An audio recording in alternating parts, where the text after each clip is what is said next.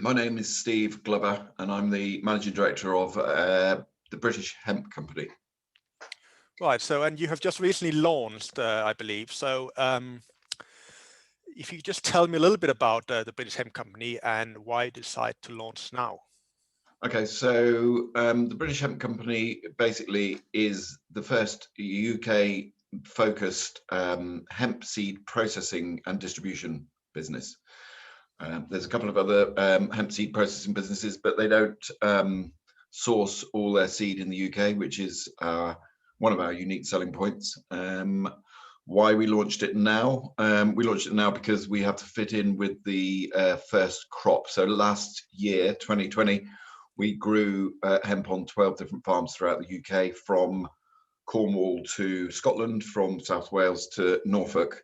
That crop was harvested from, say, October to November, and we had to rush to get the machinery ready in place for processing of that crop so that we can have it up for sale by the 3rd of February, which we did. Awesome.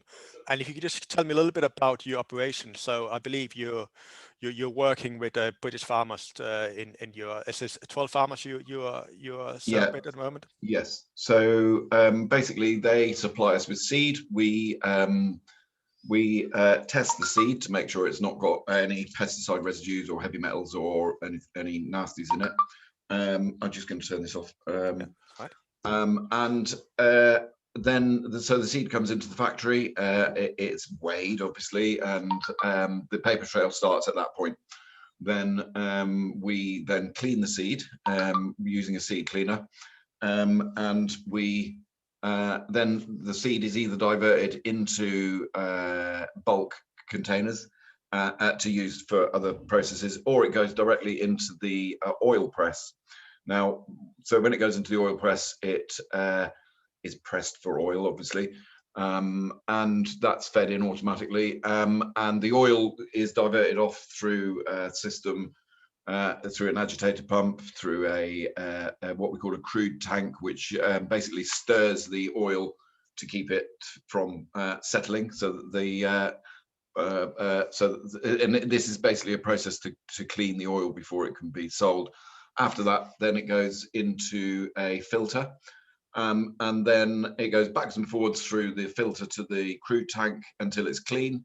And then it goes into a bulk tank, which is then flushed with nitrogen. And then from that, we connect up our bottling plant, and then it's bottled. And the reason why we flush the crude tank with nitrogen is because oxygen basically degenerates anything it comes into contact with, and nitrogen dispels the oxygen, and therefore we get a better shelf life, better quality product. Oh, interesting. So apart from, but so separately from that, of course, you have the byproduct of that process, and the byproduct of that process is automatically taken to the other side of the factory, where it's collected into bulk containers again. Then it's milled, and the milling is carried out, and it separates the protein powder from the flour. I just, sorry, there was a burglar alarm going off then. It wasn't ours though, so that's okay. and then the other process, which is separate from that, is the dehulling of seed. And basically the way that works is the seed comes in, it goes through the cleaner, and then it goes into a centrifuge, and the centrifuge fires the seed out against plates that are made of a composite of granite and ceramic. And then so the seeds are broken, and then it goes back through the seed cleaner, and then it goes through a sifting process, which removes all the stuff that would get stuck in your teeth if we didn't do it properly. Nice. And you're kind of you're promoting, or you launch yourself as a food company. Yeah. And can you just explain a little bit more about that? How you see this integrated into food? So hemp seed oil is what we need in order to survive as a species, is proteins, and which are made up of amino acids, and we need fats. along with water. Now, the brain is made of 60% fat and 40% water, I believe. If you eat the right fats, then your brain is operating in the right manner. So the oil that we produce has got more omega-3, omega-6, and omega-9 than fish oil.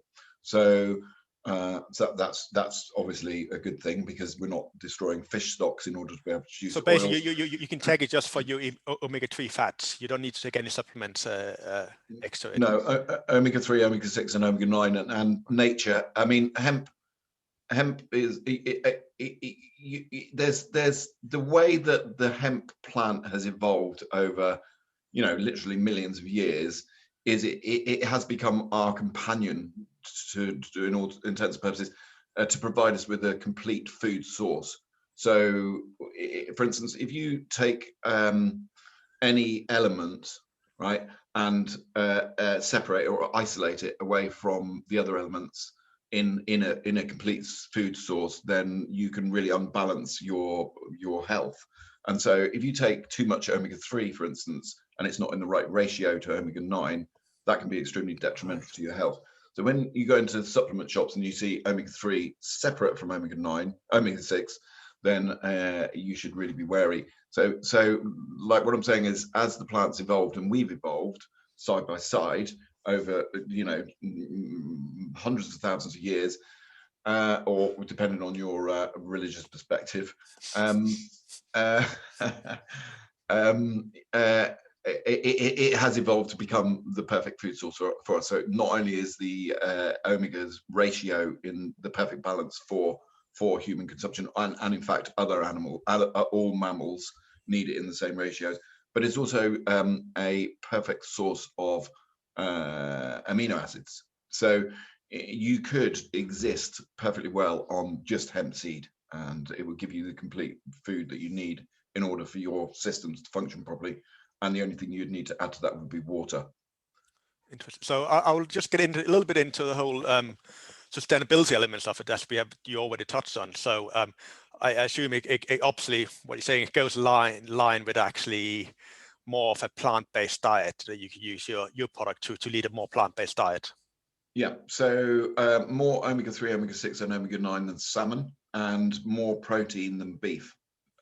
Oh. No methane is created during the growing cycle, of course, and also we're not damaging fish stocks. So for vegans, it's fantastic. For vegetarians, it's fantastic. But for people who've got a mixed diet, then it's also extremely good. But the other thing that it does during its growing cycle is it sequesters a massive amount of carbon from the atmosphere. Now, every single thing that grows, and loads of other things, sequester carbon. But the thing about hemp is it grows so quickly and so vigorously in these latitudes that it is the most effective method of sequestering carbon from the atmosphere.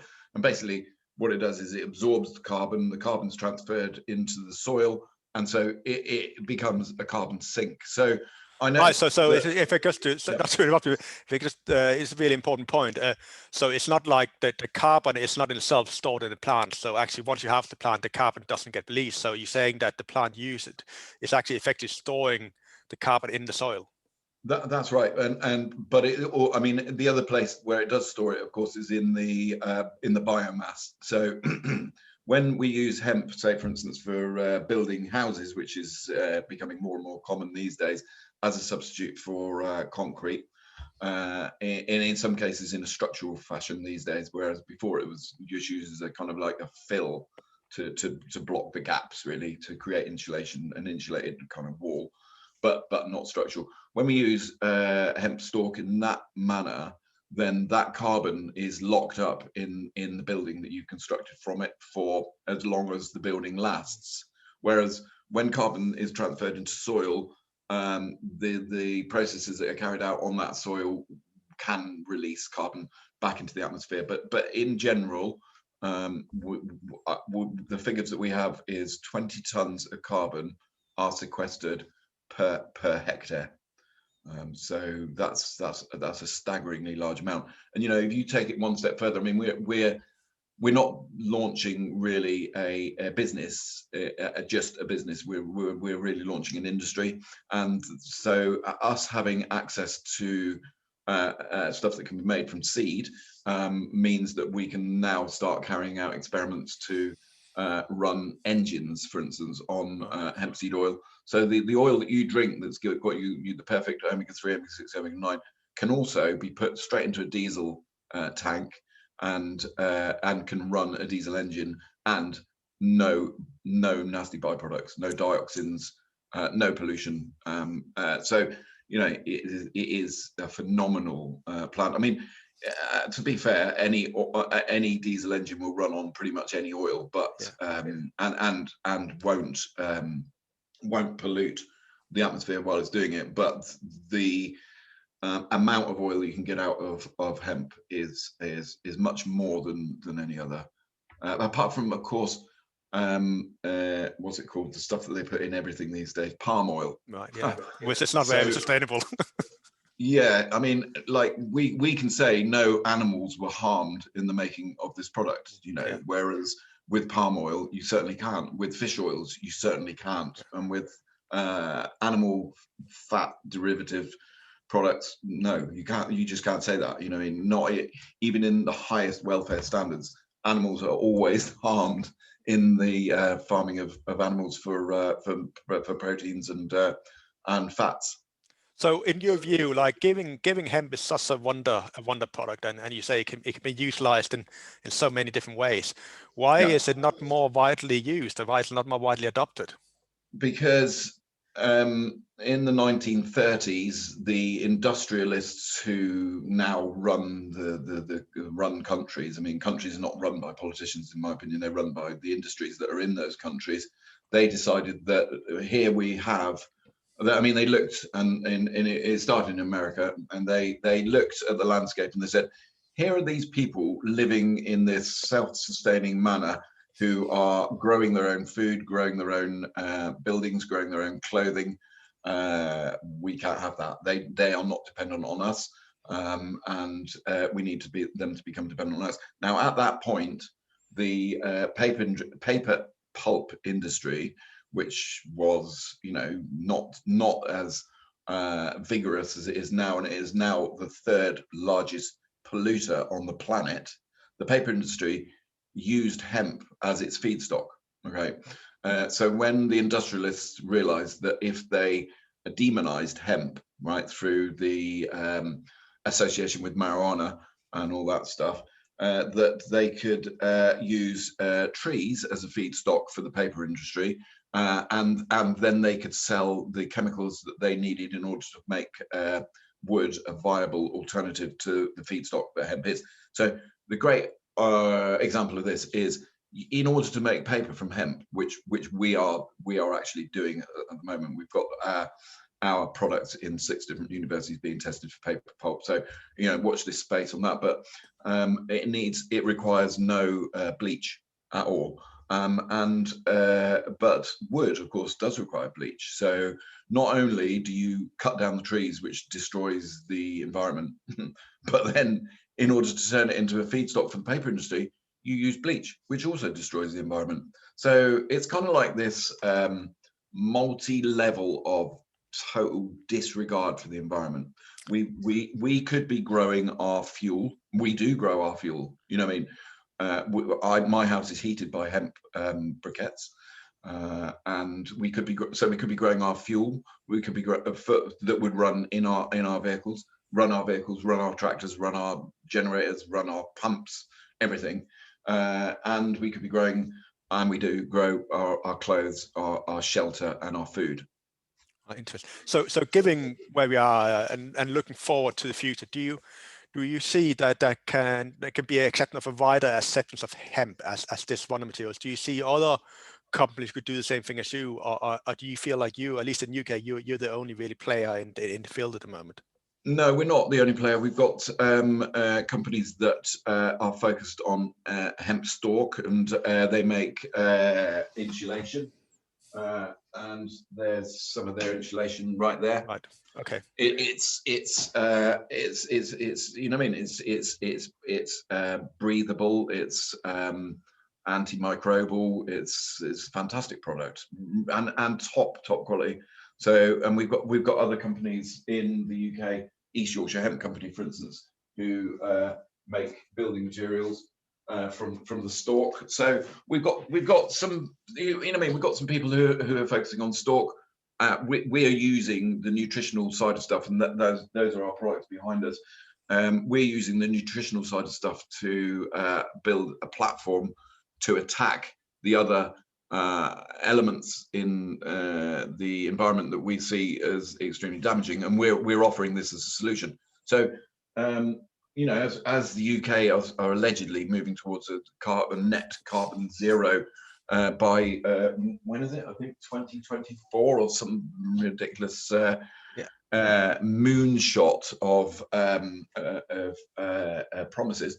You know, we're doing our bit, and we don't have to do our bit by getting massive amounts of public money and building machines that can absorb carbon from the atmosphere.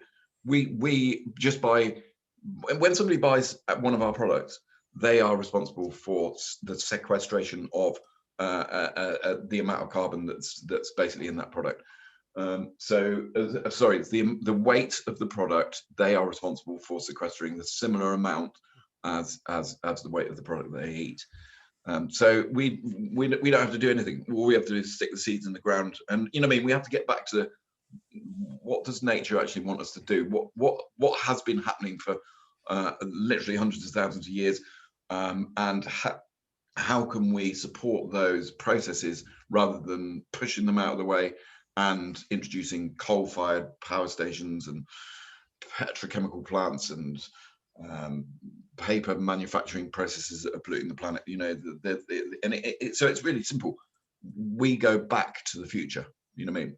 We go back to the way it was 100 years ago, where and before that, for time immemorial, hemp's been used. I mean, if it wasn't for hemp, the British Empire would not exist. None of the empires would exist. The Romans used to use it for treating their wounds, and they used to make the clothes from it, and their sails on their ships. I don't think the Vikings did, but then it probably doesn't grow in those areas as well and readily as it does down around these parts. But every single British English ship, right, had sails that were made of hemp, ropes that were made of hemp, and all the clothing that everybody wore was made of hemp. So basically, in your mind, we are just basically going by adopting hemp more widely. We are going back to basics. We're going back to basics, and we're going back to the way nature intended it to be, without interfering, without isolating certain elements from this plant, mixing them with others, and putting the price up by 300%. You know what I mean? So also in terms of providing food to a growing population, so we know the roughly equation is from actually meat protein versus plant protein, that you need 10 times the amount of size of land that you were to just grow plant protein. So in terms of that equation, how does hemp figure in that? I don't know how to answer that in a quick way. No, fair enough. But I know that we would be harvesting 2 tons without any pesticides or without any herbicides, and without any animal husbandry, or without any crop maintenance. We'd be harvesting 2 tons of seed per hectare. So that's, if you work it out at 1 ton per acre, then that 1 ton of protein-rich, nutrient-dense, omega-3, omega-6, omega-9 product, it's got to be better than anything else you can grow. I mean, how many acres does it take to grow a cow? You know, it's like, and what do you actually get out of it? And you know, it's like it's a no-brainer, really. I mean, I've got nothing against eating meat. I eat meat myself, but guys, we have to look for opportunities here. So if you're like an individual saying, I'm really concerned about climate change, I really want to eat a bit more plants. I'm not going to stop eating meat, but I want to eat a bit more plants. So how could they do that using your product? People who have no idea, clue. How could they include that in their day-to-day cooking by reducing? Yeah. So the 2 products that are most, I mean, all of the products are extremely easy to use. So hulled seed, you can just eat it. in your hand, you know, like you would eat peanuts. Like a snack. Yeah, sorry. Like a snack. Yeah, absolutely. Yeah. But you can also put it on yogurts. You can put it in baking. You can put it on your salad. It's kind of, you know what I mean? It's kind of can fit in wherever it needs to fit in. Yeah. With protein powder, of course, you know, the traditional way of eating protein powder or drinking protein powder is to make a smoothie out of it and drink it. And we do recommend that people do that, of course. But you can also add protein powder to pretty much anything that you're cooking. You know, so if you've got a diet of, say, vegetables, say you just want to eat vegetables, sooner or later you're going to need protein, right? And your body was. I trained as an addiction counselor, right? For a lot of years, I worked in residential rehabs, and there's an amazing book called The Craving Brain, and basically what it says is the body will crave for the things it doesn't have. Okay, the body knows that it needs omega-3, omega-6, omega-9. Body knows that it needs amino acids and water, right? But because if you've introduced other things like sugars, starches, other trans fats, cocaine, you know what I mean, tobacco, fizzy drinks, you know, then your brain, the real you is saying, I need this. But the way you translate that is that you're saying, I need the thing that gives me the biggest hit that I can get, right? So your body knows what it needs, and it will tell you, but you need to be able to listen to it, and you need to know how to listen to it. And if you get the basics right, you will find, like, all that craving for carbohydrates, sugars, starches, gluten, you know what I mean, all of that will just melt away. So, you know, eat. I mean, the other thing as well is we're not saying don't eat anything but hemp. We're saying eat hemp as part of your daily diet to give yourself what you need in your system, and then your system will stop craving all the other stuff. I mean, what was it? Let medicine be thy food, and let food be thy medicine. You know, I'm nearly 60, and touch wood, I'm not on any tablets. I'm not diabetic. I'm not, you know, I haven't got high blood pressure. You know what I mean? I'm fit, healthy. I can work for 10 hours straight shoveling if I needed to, you know, and I think that's real testament to you know, putting the right things into your body. Absolutely. And in terms of your, just before we finish, in terms of your vision for the future and your own company, so you obviously have you launched with a few products. Are you planning to extend on that range? Are you as you talk about, are you moving more in? Are you going to move into like building materials or fuel or and in terms of your products and your yield, are you going to scale up in terms of working with more farmers, or are you going to keep how you're doing for the time being?